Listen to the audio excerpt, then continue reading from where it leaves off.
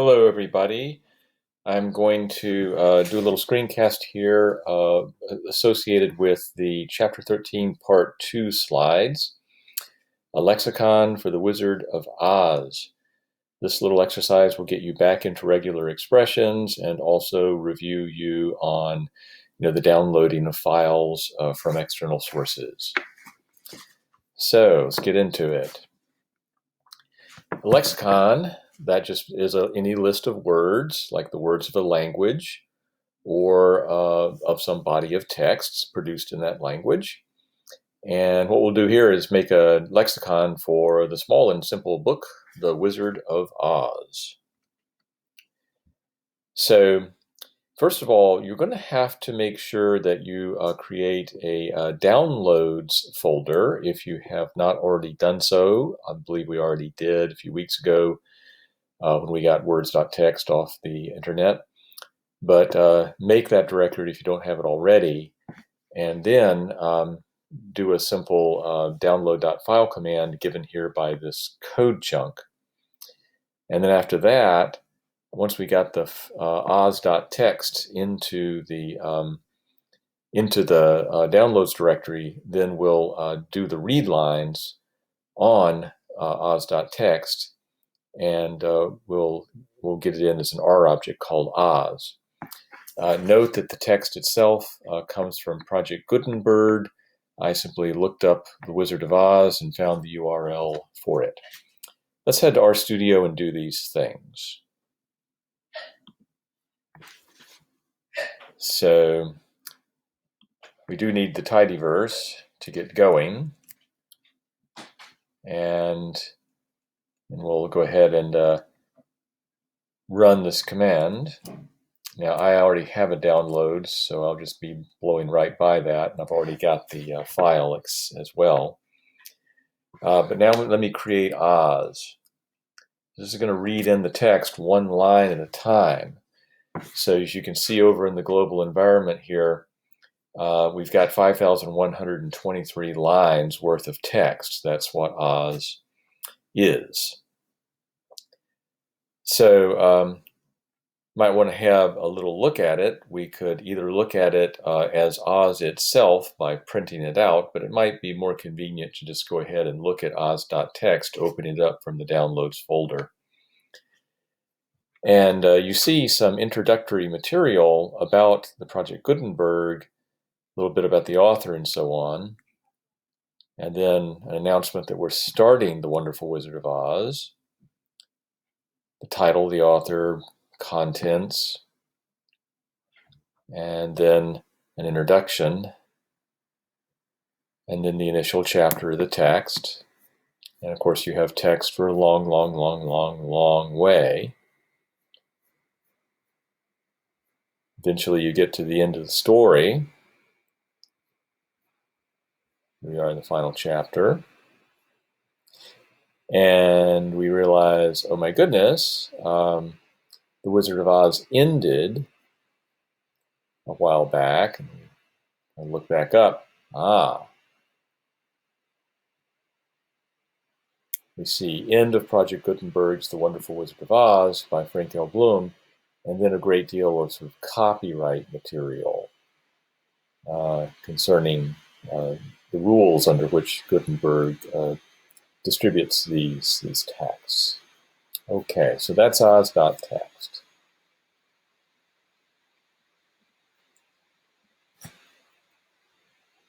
So there's clearly some spurious material, introductory material at the beginning, and then all that copyright type material at the end that we need to strip out in order to get at the text itself. So we have a little helper function called findIndex here, and what it's going to do is find the places where a certain pattern occurs within a character vector. So you have your pattern, and you have the text, which is going to be a character vector, all the lines of The Wizard of Oz. And you run stir detect on text, looking for that pattern. And that, as you remember, stir detect gives you a vector of trues and falses where the pattern occurred. The which function takes a vector of trues and falses and says the number places where there was a true in the logical vector. So we're going to get the places where we find the pattern. And what we're looking to do is find the index for that Start of Project Gutenberg material. We want to go one past it to get into the text itself. And we want to find the index of that end of Project Gutenberg sentence and go one before it so that we are still in the text. And then we will trim our Oz character vector to just go from the first line to the last line. And that's going to be called Oz.to. Let's run that material.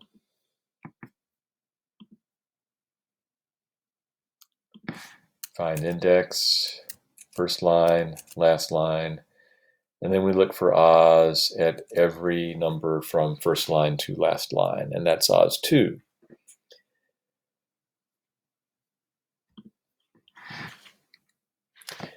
Next up, we'll make a first pass at splitting up all of those lines into the actual words. So we'll start with Oz2 and do a string split on the pattern being one or more white space characters. And since we started with a character vector, we're going to be splitting each of those strings in the character vector into smaller strings. We're going to end up with a big list that we're going to need to unlist. Once we've done that, it might be a good idea to take our results and go ahead and convert everything to lowercase. And words are going to be repeated, but the unique function cuts your character vector down just to the non-repeated words, and then we'll sort in alphabetical order. So let's go back and run these.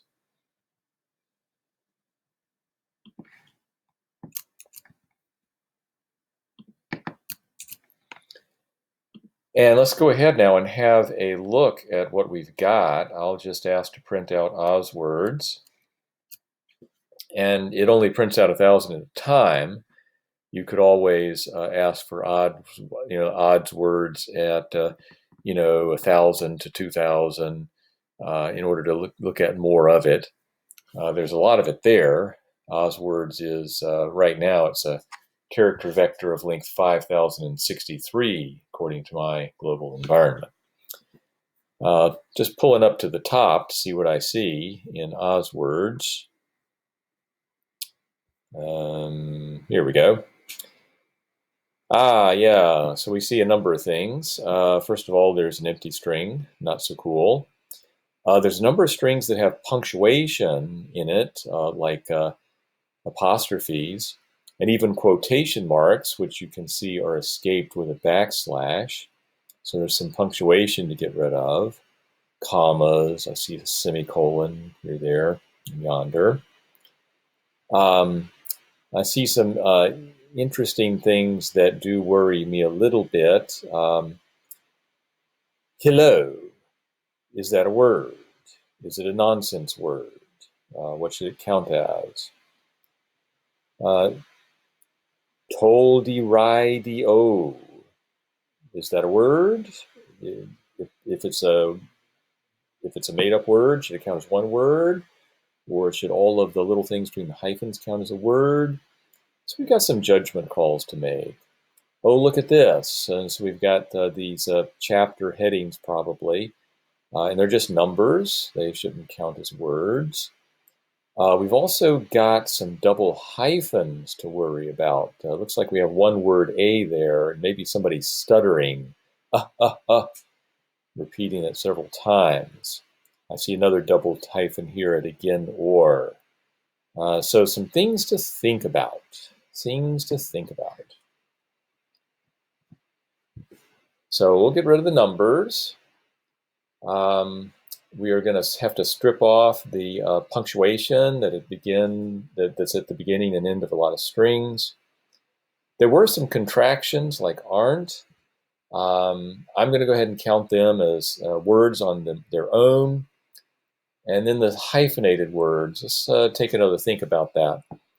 So I looked around through the Wizard of Oz a fair amount, and generally, when I looked at the hyphenated words, they were, for the most part, made-up words, like epi, pepi, kaki, when the Wicked Witch does one of her spells, or hillo, hollow, hello, again, spells, zizzy, zuzzy, zik, hyphenated, made-up words.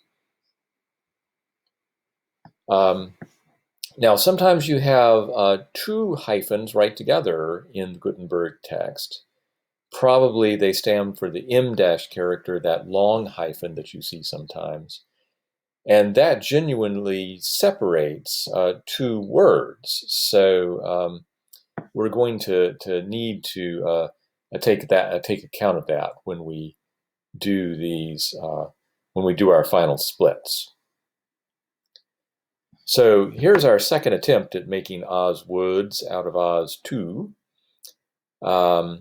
Instead of just simply splitting on one or more whitespace characters, let's split on either having two or more hyphens or one or more whitespace characters. And then we'll try that again. So let's give this a shot. Back in our studio.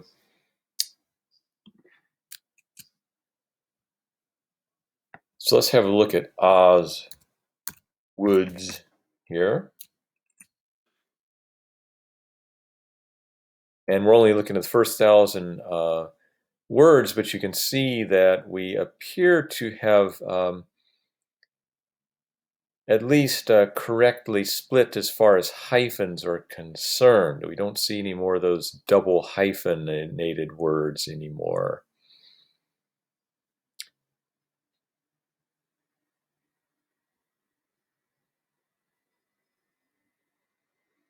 Okay, let's think what else we need to do.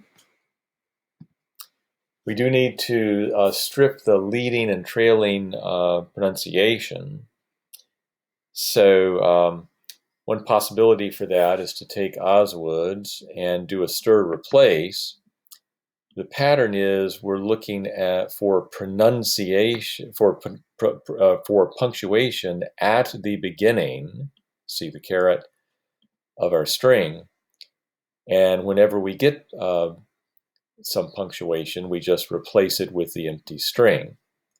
We also want to look for punctuation at the end of the string. Remember, the anchor $sign stands for the end of the string. And again, we're looking for one or more punctuation, replacing it with the empty string. We also need to remember to convert everything to lowercase, make it all unique, and sort by alphabetical order. So let's give this a try. And we'll print out Oz words now. Just head up to the top and see what we see along the way. Looks like we're getting rid of the pronunciation of the punctuation. We still need to get rid of an empty string, and we need to get rid of some numbers. But when I took a careful look through Oz words, after this much analysis, I was happy with everything else. So let's go ahead and create a little logical vector from Oz words, where we'll have a true whenever our word is beginning with digits, one or more digits. And another logical vector is empty, is going to be true whenever the word is the empty string. And valid word here is true whenever you don't have a number and you're not empty. And then we'll just say Oz words shall be Oz words where we select, see the square brackets, for a valid word. So let's go ahead and run that and do one more check on Oz words. Head up to the beginning and see if we did indeed strip off those numbers and empty strings, and we did. Looks like we're down to genuine words, things that should count as a word in The Wizard of Oz. Notice that the hyphenated made-up words are still there, and they count as one word, like epi. Okay, on to making the index. Index factory here is a function of two parameters, lexicon and fn. Lexicon is going to be Oz words. It's the list of all the words, things that we think are words in The Wizard of Oz. Fn is the address for the oz.txt file. And what we do is we start with an empty list called index, and we read in the oz.txt, and then we make a for loop where we're running through every word in the lexicon. Sec_len, length of lexicon, simply makes a numerical vector of whole numbers from 1 up to how long lexicon is, several thousand words. And for each of these words, we're first going to locate it. It's the ith place of lexicon. We'll call it word. And we create a little pattern where we paste together the option for case insensitive together with the word itself. That's probably not too necessary this time because everything's lowercase, but I'm just being careful. So there's my pattern. And then I do a stir detect on the file lines, looking for that pattern.